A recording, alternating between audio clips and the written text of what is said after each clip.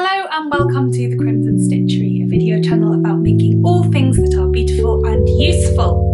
My name is Anushka and you can find me elsewhere online as A Sour Telling. That's A Sour Telling, and that is my username on Instagram and on Ravelry too, where there is also a Ravelry group for this podcast, the Crimson Stitchery, which is full of really lovely people and enthusiastic and genuinely helpful chatter threads of various different kinds. So please do hop over there and check it out if Ravelry is your jam.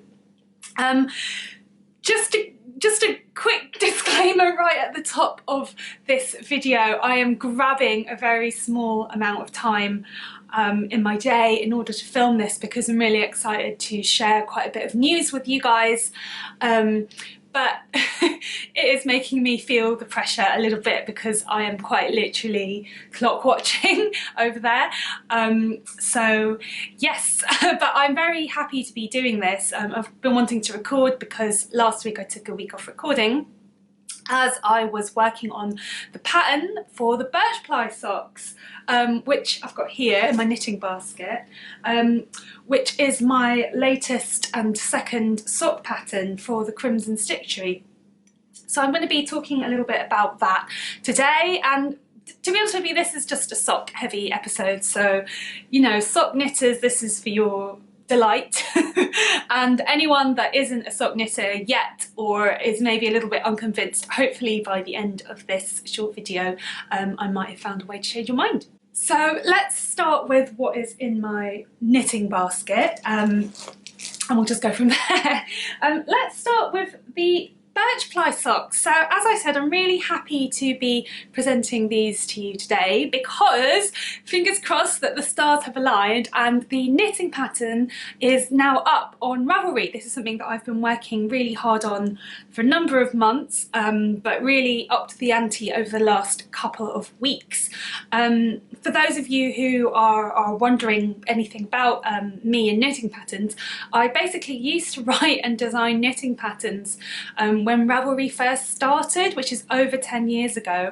I then took a break of about a decade whilst I went to university. I've since realised that it's been very difficult for me to leave university because I did a bachelor's, worked for a number of years, did a master's, and now I'm doing a PhD. And what I've discovered in my life is that things are cyclical, circular, and I've actually since starting the podcast, and thanks to the encouragement of viewers, so if that's you guys, thank you so much, I've decided to dip my toe back into the water and start writing and designing knitting patterns once again. So if you're a new viewer, I knitted this pattern, which is the birch ply socks, back in the spring, and the reason that it's taken me a while to get it out to you as a pattern is because I've decided to expand the size range that I deliver. So this is the second sock knitting pattern that I've ever produced,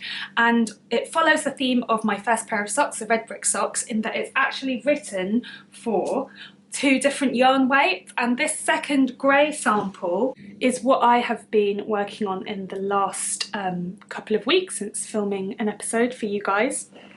So I've had to knit 2 samples.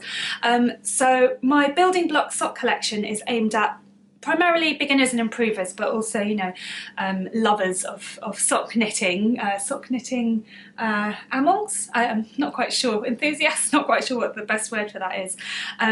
So the idea is that it will allow you to try something new, basically. So the pattern, as I said, I've written for 2 different yarn weights, the basic fingering or 4-ply sock yarn, and a heavier sport weight sock. And the reason that it's taken me much longer to get the pattern out is because I decided to multi-size this pattern for the first time multi-sizing a sock pattern. So as well as that, the building block sock collection, because it's really aimed at playing and building with your skills and techniques, actually something that I did dwell on quite a lot in the last video that I produced for this channel, how to take your knitting to the next level. But anyway, I'm rambling, and the point is the sock pattern actually offers directions for both knitting the sock cuff down and toe up, so it's literally 2 patterns in one, plus the fact that it's got the 2 different yarn weights, so arguably 4 patterns in one. Loads of options for you to play around with and just see, you know, where your knitting takes you, how you can try things out, how you'll be applying skills that you might already know in new ways possibly. And yeah, so because this is only the second sock pattern and I decided to offer it multi-sized, it took me a while to number crunch. I also decided to try and set up some computer systems for doing knitwear design, which was incredibly time consuming and difficult for me because I actually have a background in professional making. I trained in performance costume and I worked across various different job roles in costume, including as a costume maker. But when you work in costume, unlike fashion, everything is completely bespoke. And also I learnt things in quite an old-fashioned way. You know, I learnt to grade using a pencil and basically a Victorian tailoring system. So the idea of kind of upscaling things to standard sizes, offering multiple sizes in a pattern, it's been quite difficult for me to grasp because my training for the best part of a decade has been about how to adapt kind of basic blocks into extremely particular bespoke shapes for, you know, the client or the performer, as it were. So sort of the idea of just kind of taking one thing and kind of hypothetically making it into loads of different sizes has been a real learning curve for me, as well as the fact that I've had to learn loads of new types of computer software, and I'm honestly pretty computer illiterate if I'm honest with you. So yeah, that's been really time consuming, and that is something that I'm really grateful to podcast channel viewers for encouraging me to do that, and also the support that you've shown me through purchasing my patterns, through sharing my videos, commenting, and also supporting me financially through Ko-fi.com. It's something that I'm enormously grateful for, and I really hope that you will enjoy this pattern as much as I have. I've honestly really loved doing it, and I knit up these sample socks really quickly. I think it took me 2 days per sock. The red yarn is this beautiful Regia Premium Merino Yak, so it's merino woolen yak, so you can imagine that it's really cushy and soft and plump, and the fabric that it produces, if I hold it up to you again, hopefully you can see, it's a bit of a shadow, but the fabric that it produces is kind of variegated and mottled and tonal, which is gorgeous. And then the stitch pattern, again following the themes of the Building Block Sock collection, it's kind of very basic in a way that is very easily memorized and very soothing and meditative to knit. So it won't be anything near as dull as knitting a pair of rib socks. No offense if you enjoy knitting rib socks, but most people I know find that a little bit monotonous. And this stitch pattern, as with the red brick socks, produces this really lovely textured pattern, almost like a bas relief, and yeah, it's kind of deceptively simple but really satisfying and pretty addictive. So the sport weight socks, I again knit it in Novita Nala, which is the yarn that I used my heavy sample for the red brick socks too, but this one is in the shade called Linen. Oh, sorry, I can see that there's a bit of a shadow there, I hope you'll forgive me, but anyway, hopefully you can tell that it's this lovely mottled, soft and hairy grey colour. And it's quite interesting because I used the shade called Pomegranate for the red brick socks, and that was very flat and uniform and very much like a, you know, what it is, which is a mass-produced, commercially dyed yarn. Whereas this one is much more kind of heathered, and the surface texture is hairier, and I don't know, I mean, it probably is dyed and has dyed fibre in it, but it really feels very rustic. When it's sort of funny, you hear that R word, rustic, used so much in knitting terminology in the last couple of years, but it's just the best word that I can find for it. And amazingly, this yarn, Novita Nala, is incredibly affordable. It's a Finnish yarn, and I understand that it's actually even cheaper in Finland than in the UK, but you can get a ball of this, I think it was £6, and knit a pair of socks for £6, which you know, it's pretty decent as far as sock yarn goes. Plus it's much heavier, so it knits really fast. So yeah, let me know what you think about my new pattern. I really hope that you'll enjoy it. And before I forget, there is also a discount code available to viewers, and the code is December Socks. December Socks, all one word. I'll write it in the video description down below as well, so you can copy and paste it. And the socks are available as a PDF download pattern on Ravelry. And I would love to see it if you decide to knit a pair of birch ply socks. Please tag me, let me know on Ravelry, put it in the Ravelry group, or tag me on Instagram. I'd really love to see, because one of the most delightful things about releasing patterns is when you see how others have interpreted it. And I think, especially for my sock patterns, you know, I kind of deliberately have chosen mass-produced commercially available yarns, because I think quite practically in terms of you know, affordability and all of that kind of thing. And I wouldn't want to put people off if you're just beginning to start knitting, or just beginning to start sock knitting, and you see that the recommended yarn costs like £35 for a skein. You know, I wouldn't ever want to put people off because of that. And yet I know that people that are experienced in knitting and sock knitting also know about substituting different sock yarns, especially with hand dyes and more limited edition and really exciting yarns that are out there. And some of the most beautiful red brick socks that viewers have produced have been like these gorgeous mottled tonal yarns that I would never have thought to have chosen, that work so well. So I really can't wait to see what you guys make with the pattern, and please tag me, and don't forget the discount code. It's available for the next week or so. It won't be available forever, but do make sure that you use it soon so that you don't miss out. So yes, that is my birch ply socks. Oh, the other thing that I wanted to say, why have I called it birch ply socks? So it's the building block sock collection, which is about kind of physically building up your socks collection in your sock drawer, but also building up your skills in knitting. And I kind of rhymed that with the inspiration taken for the names of the pattern. And birch plywood is a quite high quality but very utilitarian building material, but you see it a lot in modernist and minimalist furniture design, especially if you think about that kind of steam engineered wood, you know, when they like bend a sheet of wood really perfectly around, such as to form, you know, the underside of a table or a stool, actually chair legs. And it's really like a marvellous feat of engineering and carpentry, really.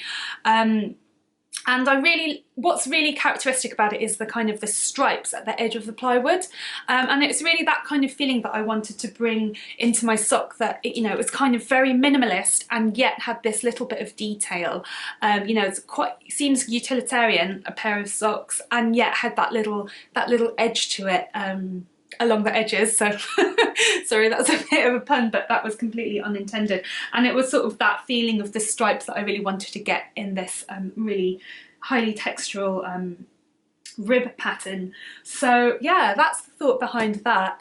I'm always kind of thinking of how to put my own takes on what's out there in the knitting world, and I guess I felt like there was so much stuff, you know, quite rightly so actually, inspired by like nature and trees and so on and so forth, and I felt like it would be actually fun to just look around in an average kind of abode and think about what are the materials that are already there constantly surrounding us that we almost take for granted and don't notice.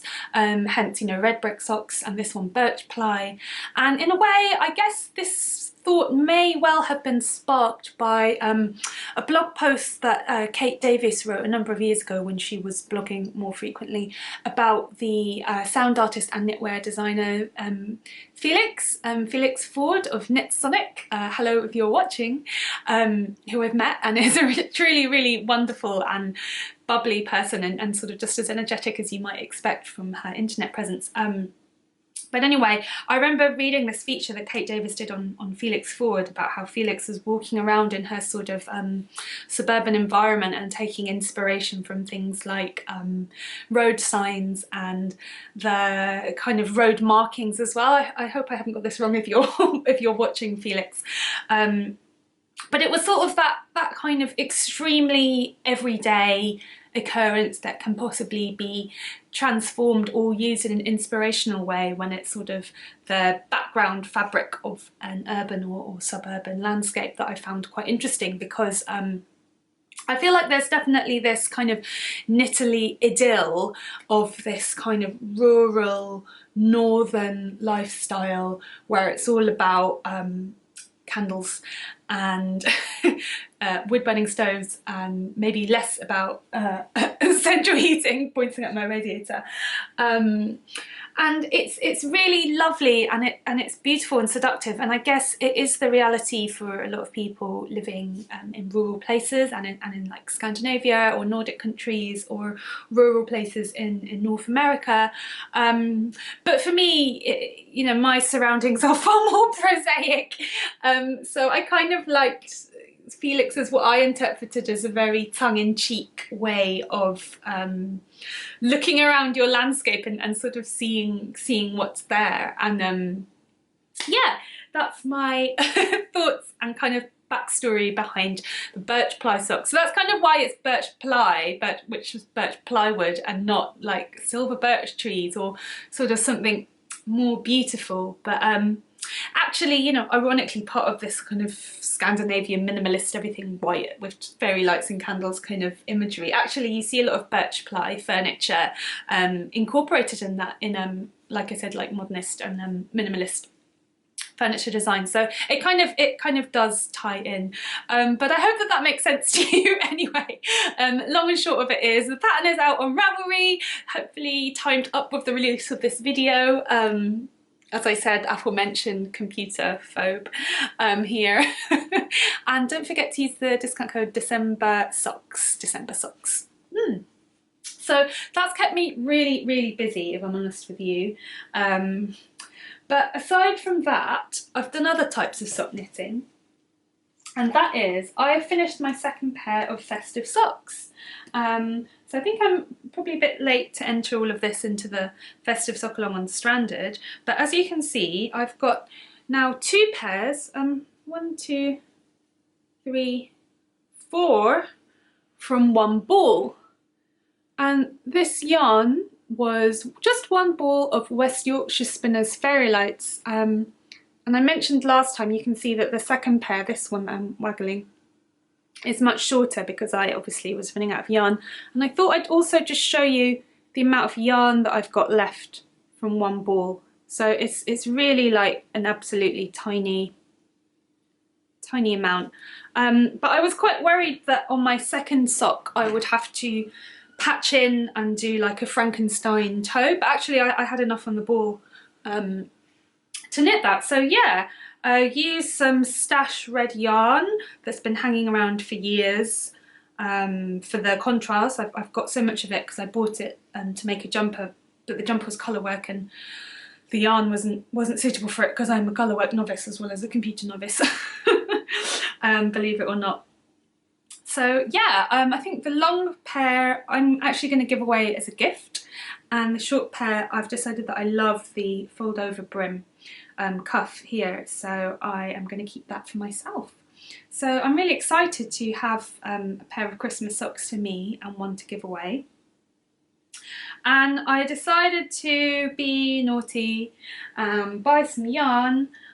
So basically I'm running the Crimson Whip Along, which is a community initiative to work through your whips, your works in progress. This could be in any craft. Could be knitting, crochet, sewing, mending, whatever else you do, jam making, don't know. And make an aim to halve your whip pile by the 2nd of January 2020. And that's running on Ravelry in the group. There's a very lively chatter thread full of really lovely people, and it's also running on Instagram with the hashtag Crimson Whip Along. And there's really amazing prizes, and just for the sake of brevity I'm not going to go into the prizes now, but they feature yarn knitting kits, amazing knitting kits from the Cozy Collection by Will and the Gang, as well as PDF pattern downloads which have been donated by Jacqueline Salem, who's Brooklyn Knit Folk, Banuria Designs. There's also a Choose Your Own download by Melinda, who's Yonder Woman, and also recently I've been offered a cowl download pattern by Tess Young, who has been an eager participant in the whip along, so thank you very much, Tess. But I'm going to go into that in much more detail hopefully next episode, because I'm literally clock watching, as I mentioned. But anyway, so I've been saying, you know, join in at any time, but I kind of feel like with only 1 month to go, I don't know, it's up to you. If you think you can, the aim of the whip along is to reduce your whips by half, 50%. If you cast on more, that makes your list longer, so you have to reduce more. And it's up to you. If you think that you can do it in a month, then by all means join in, but I think I'm just feeling a bit, I feel like I'm a bad influence, I'm a bad whip-alonger, but I have actually cleared a lot of backlog. But anyway, the point being that I did a new cast on. I think I'm burying the lead a bit here. And this is another West Yorkshire Spinners Christmas colourway. And this one is Hollyberry, which I've seen kicking around the shops for a number of years. It's not a new colourway. And I never fancied it, but actually I just bought it anyway because I was so enamoured with the fairy lights, these kind of zingy acid kind of kitsch colours. I was so enamoured with these that I just decided I wanted another one, and actually now that I'm knitting it up, I'm really enjoying it and I really like it a lot. So yeah, I decided to have a relaxing weekend and do nothing, but that has resulted in having an extremely busy week and I now feel quite stressed. But yeah, so I've nearly finished the sock, so that's been kind of squeezed in and out between other tasks. And I guess I'll be able to knit 2 pairs as well out of this ball. So I'll probably do one for me and one for my partner and force him to wear them so we can have matching socks. No, he's quite up for matching things actually. We're like one of those, well, we're not like, but we're in danger of being one of those couples from 1970s adverts for knitwear where it's like the whole family are wearing the same pullover. I mean, we're not a family, there's only 2 of us. We don't have any dependents, but it's a bit of a danger. We're kind of, so yeah, that's that. And that's pretty much all of the knitting. Mending, I'm quite busy with all of this knitting, and the mending is really unexcited. This is just a pair of black socks that you're not even going to be able to see, but they've been pretty heavily worn by my partner as usual, because he often wears them in steel toe-cap boots and the insides just rub up the knitwear. And as it was a usual mend, which is by the side of the toe, there was a hole where the toenail had poked through and rubbed against the shoe. So it's just a little square darn patch, but I don't know if there's even any point in me trying to hold this up to you if you can see anything because it's black on black. But anyway, that's that. Bit of mending. I'm gonna start wrapping that up now actually, because I've got to go, as I keep mentioning, and it's making me a bit stressed. The main announcement for this episode was to talk about my sock pattern. So please do pop over there and let me know your thoughts. Don't forget to use the code. Oh, I had a couple more announcements as well that I wanted to make for you.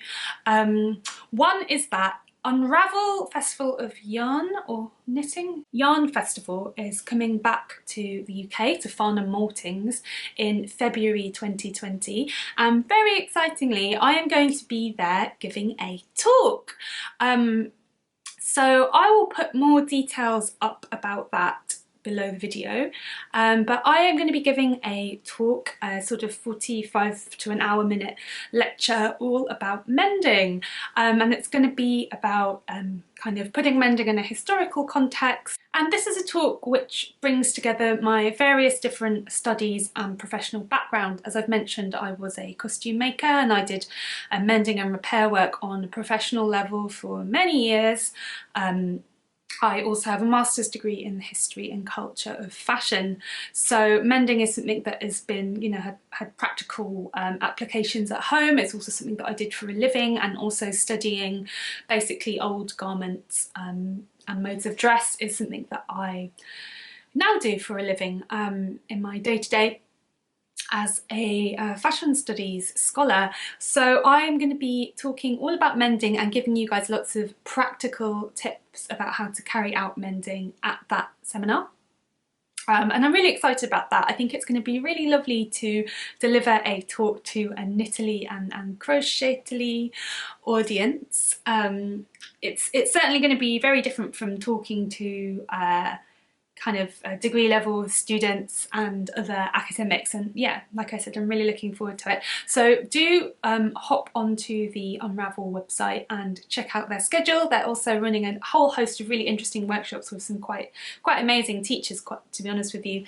And yeah, I'll be there for a talk. The other news I wanted to share was about my Ko-fi campaign. So for those of you who are not aware, I have a Ko-fi account that supports this podcast, and Ko-fi is basically an online donation platform which allows you to metaphorically or literally buy me a coffee. So basically it collects donations through PayPal, and I have been fundraising for a new camera because the long and short of it is I need to replace some equipment, and I'd love to take the podcast forward in the new year and do many more interesting things, and I just need I need proper purpose-built equipment. I need an actual video camera because at the moment I'm shooting video on a stills camera, which is okay, but there's an awful lot of drawbacks, and moreover it's actually a borrowed camera, it's not mine, so I'm looking to buy a purpose-built video camera. So all donations are going towards that pot, and we are really close to the goal. We're now over 80% funded, so I want to say a big massive thank you to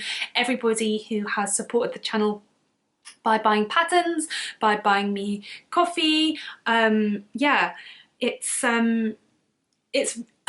I always really struggle to kind of get this out every time that I talk about it, and it's just because I find it a bit overwhelming, and I guess it makes me a bit tongue-tied.